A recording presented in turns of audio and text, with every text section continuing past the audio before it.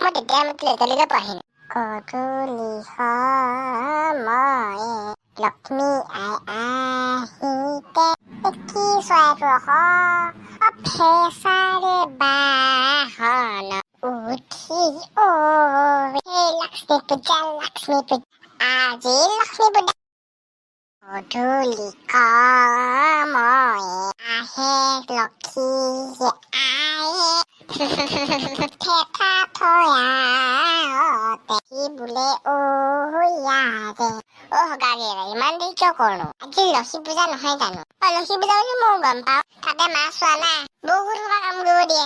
মোকতো লাগে হগা ঘেৰেলা আমাৰ গাঁৱত কালি ভাওনা পাতিব। পাতিব বুলি শুনিছো আৰু পাতিব নাপাতে ময়ো গম নাপাওঁ। ফুব কলি হগা ঘেৰেলা তোৰ কথা এটা সুধোনে? শুন আকৌ গাঁৱত চিৰিয়েল গিলা ওলাইছিল ধৰিলে নে? ধৰিলে কোনে ধৰিলে? গাঁৱৰ মানুহে নে দবং চাই ধৰিলে?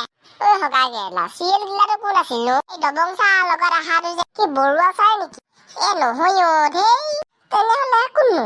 এই চিআইডিটো যে সেইটোৱে মানুহৰ ডিঙি কাটে, সেইটো দবং চাৰ লগতে থাকে। এই দবং চাই ধৰিলেনো? ইমানখিনি কথা নাজানো নহয়, মায়ে কৈছে চিআইডিটো বুলি। বৌ এতিয়া লক্ষী মন্দিৰত যাওঁ, সেৱা এটা কৰি আহো। ইয়াহু তাত পায়ে দিব।